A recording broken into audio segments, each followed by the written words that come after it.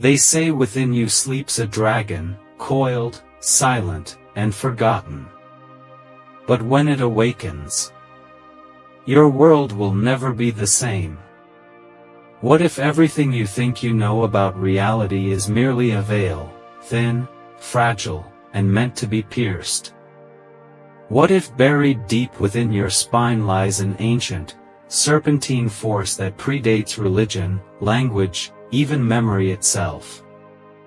That force is Kundalini, not just an energy, but the primordial intelligence of creation, curled like a sleeping serpent at the base of your being, waiting for the moment you remember who you truly are. Kundalini is not a term to be taken lightly, nor is it a trendy label for spiritual awakening. It is the fire of divine consciousness, the sacred current that the ancient mystics of India, Egypt, Tibet, and even pre-Columbian America knew intimately. It is the breath behind enlightenment, the fuel of miracles, the root of madness and genius alike. To awaken Kundalini is to step onto a path that does not return you the same. It dissolves your identity, burns your illusions, and resurrects the soul. It is spiritual death and divine rebirth. And yet, this knowledge has been buried, hidden behind metaphors in scripture, encoded in the symbols of serpents and staffs, eclipsed by dogma and diluted by modern misinterpretations. Why? Because true power is dangerous in untrained hands. The ancients protected it not to hoard it, but to preserve its sanctity.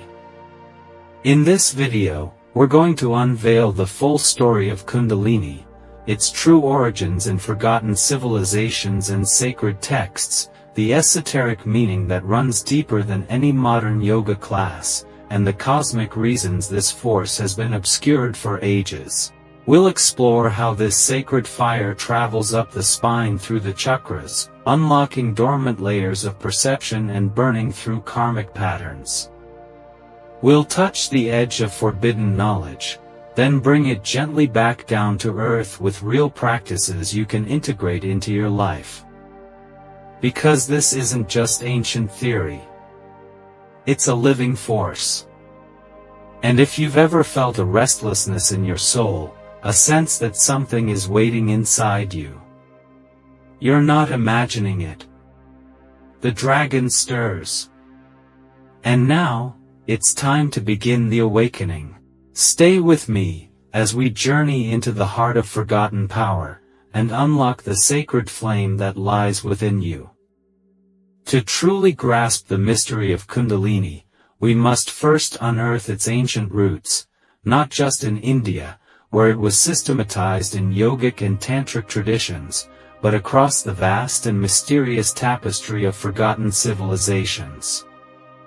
The concept of a coiled, dormant power, symbolized as a serpent, predates Vedic scriptures. It echoes through Egyptian hieroglyphs, winds through the stone carvings of the Mayans, and whispers from the ceremonial chambers of Tibetan monks. Wherever humans have peered into the veil of the unseen, they have found the serpent. In ancient India, Kundalini was first mentioned in the Upanishads, those cryptic, poetic texts that form the philosophical heart of Hindu thought. In the Yoga Kundalini Upanishad and Shandilya Upanishad, this energy was described as a dormant power residing at the base of the spine, coiled like a serpent 3.5 times. But these were not mere allegories, they were keys to unlocking multidimensional awareness. The serpent, or Shakti, was said to ascend through energy centers known as chakras, igniting transformation at every level of consciousness. When Shakti reaches the crown, Sahasrara, she unites with Shiva, pure consciousness itself. This union is not symbolic. It is the end of separation, the revelation that you are the divine. Yet this sacred process was not exclusive to the Indian subcontinent. In ancient Egypt, the uraeus, an upright serpent emerging from the pharaoh's third eye, represented divine authority and inner awakening. The Greeks spoke of Ouroboros, the serpent eating its own tail, symbolizing eternal return and the cyclic nature of spiritual evolution. And in Mesoamerican traditions, Quetzalcoatl, the feathered serpent god, was the bringer of knowledge and the awakener of man's divine potential. In each of these myths, the serpent was not evil, it was transformational. It was the guardian of higher wisdom. But as time passed, this wisdom became dangerous. The age of reason, colonization, and dogmatic religious structures feared what they could not control. In the West, serpent symbolism became corrupted. The serpent in Eden was no longer a guide to wisdom but a tempter of sin. The feminine force of Kundalini, fluid, intuitive, chaotic, was demonized in patriarchal systems that valued order over awakening. And so, the teachings went underground. In the East, too, as spiritual lineages became rigidly institutionalized, the experiential truth of Kundalini was replaced by rituals, doctrine, and social hierarchy. The true initiation, the path of inner fire, of personal transmutation, was reserved for those deemed worthy, while the masses were fed symbolic stories stripped of their alchemical potency. Kundalini became hidden in plain sight, encoded in the geometry of temples, veiled in mantra, and cloaked in esoteric language only initiates could decode. What's most striking, though, is that across all cultures and ages, Kundalini was never just about physical vitality or mental clarity. It was always about remembering who you are beyond flesh and form. It was the roadmap to immortality, not of the body, but of the soul's knowing. Those who awakened this force were said to gain cities, or supernatural abilities, not as party tricks, but as natural byproducts of aligning with the cosmos. Time bent for them. Illusions dissolved. The boundary between self and universe disappeared. And this is the essence of Kundalini. It is the soul's descent into matter, and its eventual return to source. It is the divine feminine force within all of us, waiting not to be worshipped from afar, but embodied. It is a sacred fire, older than language, hidden by fear, but never extinguished. The question is not whether Kundalini exists. The question is whether you're ready to meet her. To begin to understand the inner mechanics of Kundalini, we must leave behind the notion that it is simply an energy, in the way modern science defines it. Kundalini is not electricity, though it can feel like lightning. It is not just a metaphysical concept, though it defies material explanation. Kundalini is conscious energy, Shakti, the divine feminine, the animating principle of all life. It is the intelligence behind creation, the invisible breath behind matter, and it lies dormant at the base of your spine, coiled like a serpent, not as a symbol of fear, but as the ancient emblem of transformation, healing, and resurrection. This coiled energy resides in a subtle organ known in Sanskrit as the Muladhara, the root chakra. It is here, in the lowest center of the energetic body, that Shakti slumbers. But make no mistake, this is not a sleep of weakness. It is a conscious slumber, like a dragon waiting beneath the mountain, guarding the gateway to higher realms. When the time is right, when the soul is ready, when the heart is purified, when intention and grace align, this sleeping serpent begins to stir. The awakening may be slow and gentle, or sudden and explosive, but its journey is always the same, an ascent through the chakras, unlocking the evolutionary blueprint encoded within your subtle body. Each chakra is not merely a spinning wheel of energy, but a realm of consciousness. As Kundalini rises, it illuminates these inner worlds like candles in a dark temple. At the Svadhisthana, the sacral chakra, it touches creativity, sexuality, the waters of life. At the Manipura, the solar plexus, it burns through ego and ignites willpower. At the Anahata, the heart chakra, it cracks open the illusion of separation and floods the soul with compassion. And as it climbs further, through the throat, third eye, and crown, the self is dissolved in stages, layer by layer, illusion by illusion, until what remains is not a person, but presence.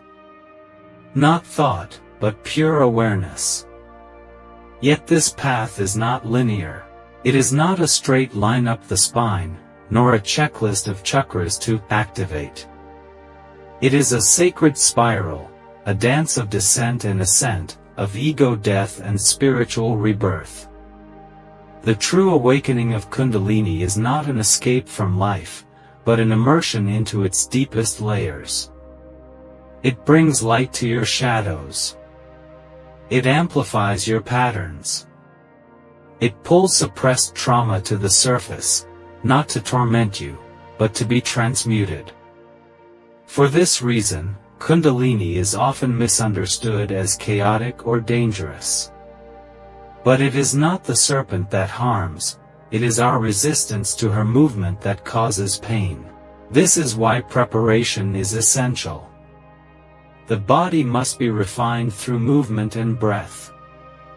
The mind must be softened through meditation and awareness. The heart must be purified through surrender and love. Without this preparation, the surge of Kundalini can short-circuit the system, causing anxiety, insomnia, confusion, or worse. And yet, when approached with reverence, when guided with wisdom, she becomes the most divine teacher one could ever meet. She will show you everything that stands between you and truth. She will shatter illusions you didn't even know you were clinging to, and in doing so, she will give birth to your true self.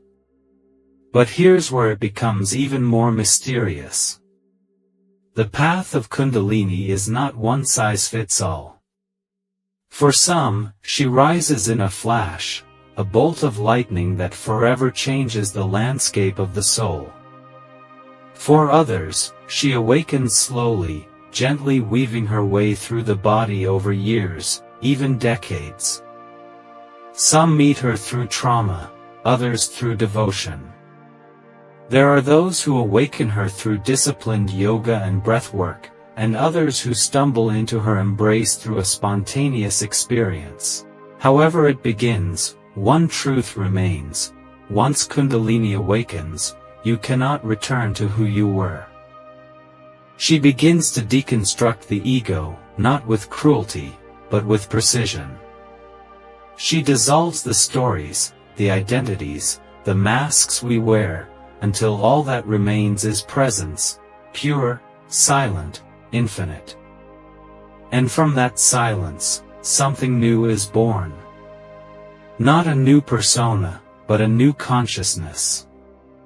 One that lives in harmony with the cosmos, because it has remembered that it is the cosmos.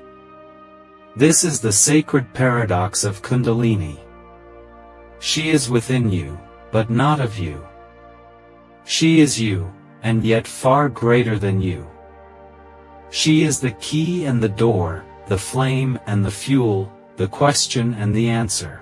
And her rising is not the end, it is the beginning of the true spiritual journey.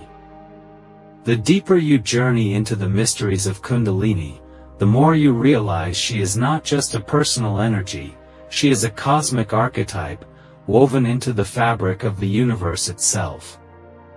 Her spiral ascent mirrors the double helix of DNA, the motion of galaxies, the coiling of ferns, and the sacred geometry etched into ancient temples.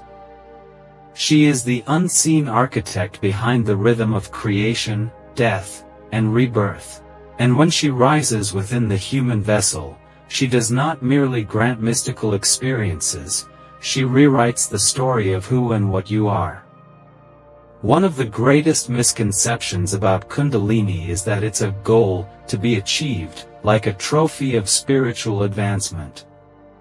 But the truth is far more humbling. Kundalini is not conquered, she chooses you. Her awakening may be triggered by disciplined sadhana, spiritual practice, but just as often, she awakens spontaneously during a life crisis, intense grief, near-death experiences, childbirth, deep meditation, or even, for some, seemingly out of nowhere. Her timing obeys no calendar. Her logic transcends the rational mind. She rises not when it's convenient, but when the soul is ready to burn away its illusions and walk the fire of truth. And that fire is not always gentle. When Kundalini begins to move upward through the nadis, the subtle energy channels that intersect at the chakras, she doesn't just bring bliss. She brings purification.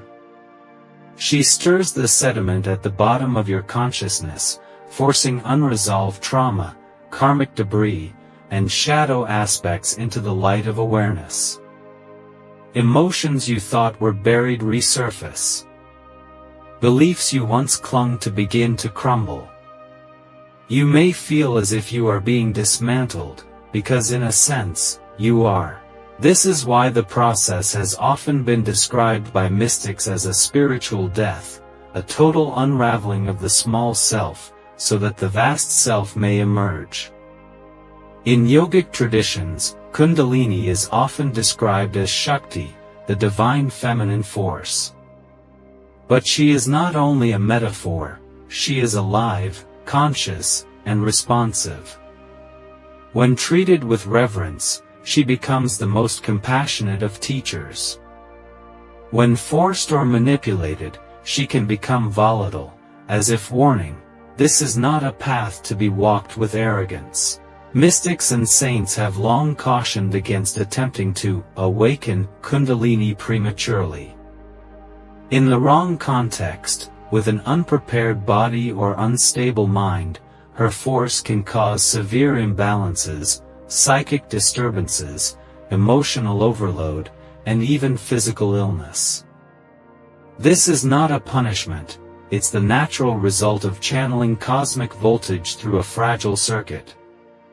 And yet, when the body is cleansed, the mind steadied, and the heart open, when surrender replaces striving, she flows like divine nectar, uplifting the being into states of ecstasy, clarity, and unity few ever taste in a lifetime. One of the more hidden truths about Kundalini is that she is not separate from the world, she is the world seen through awakened eyes.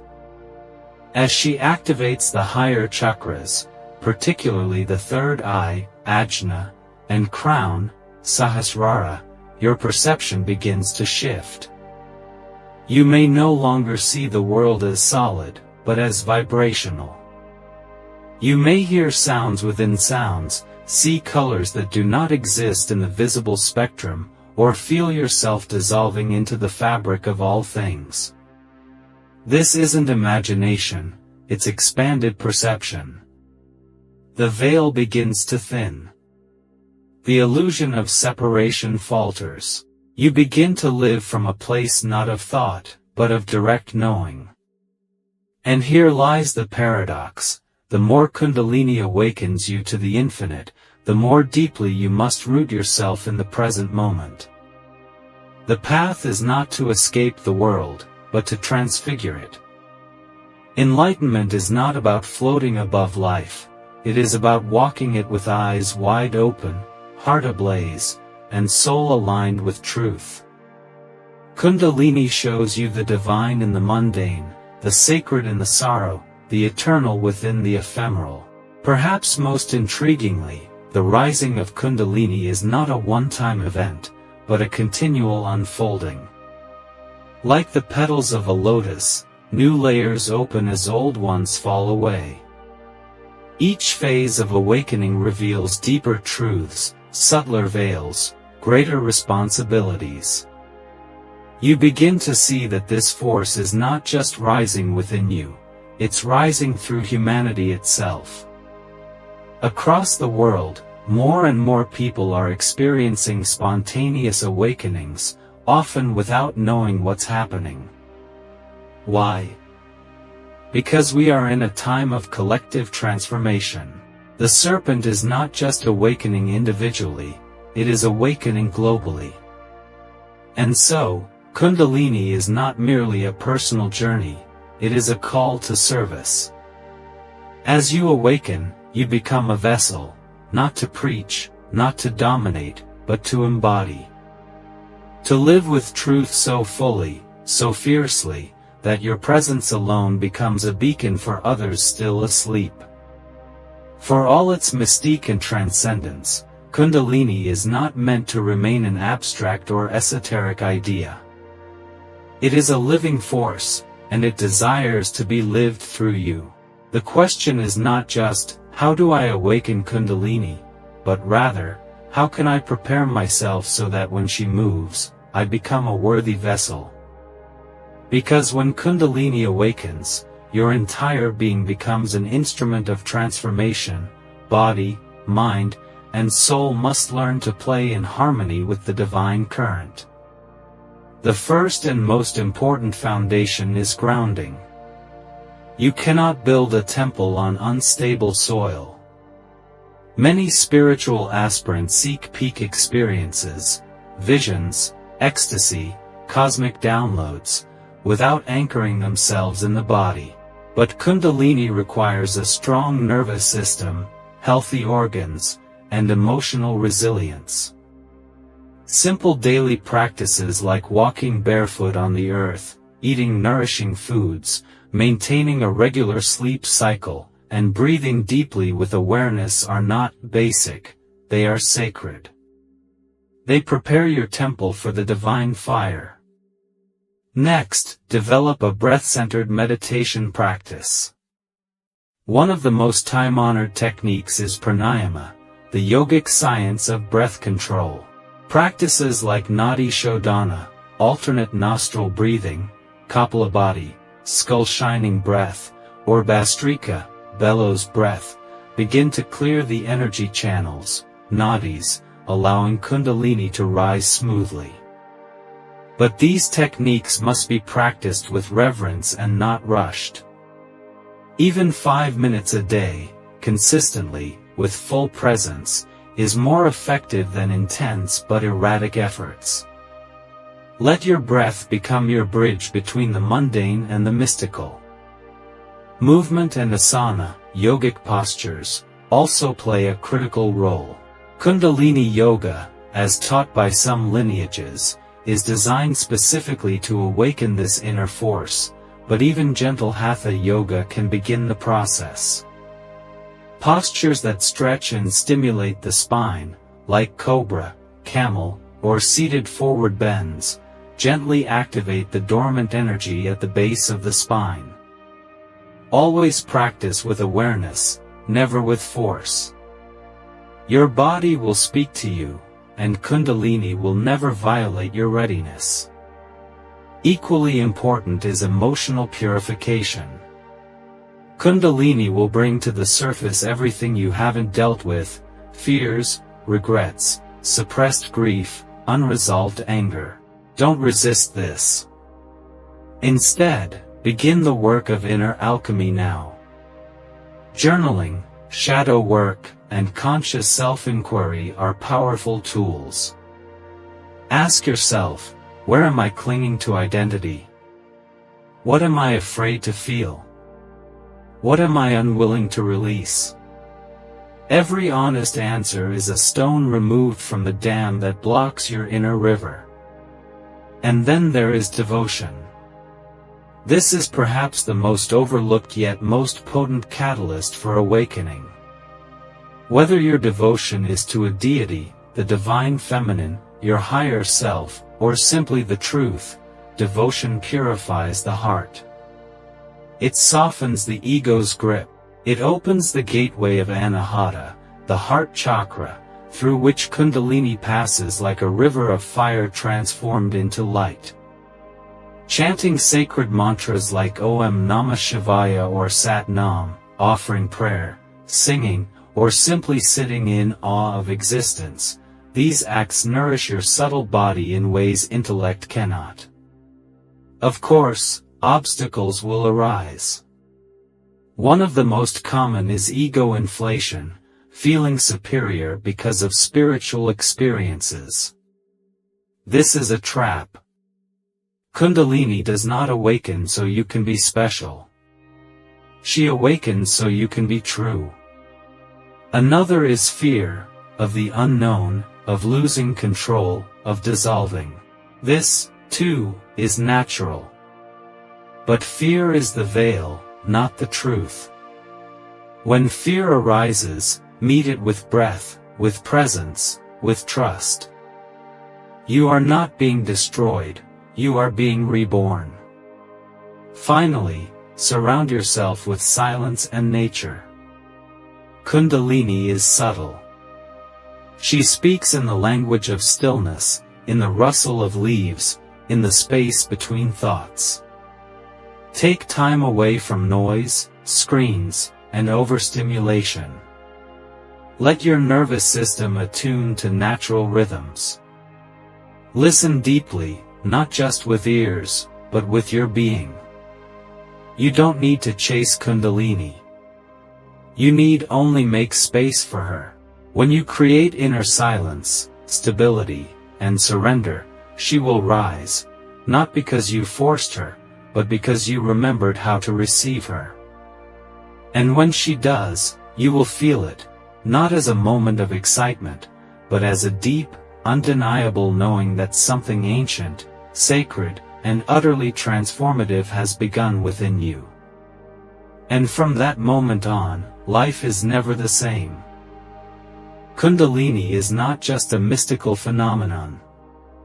She is the silent pulse behind your heartbeat, the hidden current beneath every spiritual longing, the force that has been guiding you, whether you knew it or not, since the very beginning. Her awakening is not a new chapter, it is the moment you realize you were always in the story, always being called back to the center of yourself.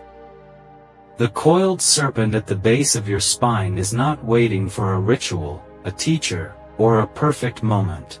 She is waiting for your remembrance, the quiet, humble surrender to the sacred truth that divinity has always been within you. We've traveled far in this exploration, from the ancient temples of India to the inner chambers of the subtle body, from misunderstood myths to raw, transformational truths. We've seen that Kundalini is not a path of escape, but of embodiment. Not a lofty state to chase, but a deep current to align with. She does not offer comfort or certainty. She offers liberation, and with that liberation comes responsibility, to live, speak, and walk as a being no longer governed by fear, but by truth.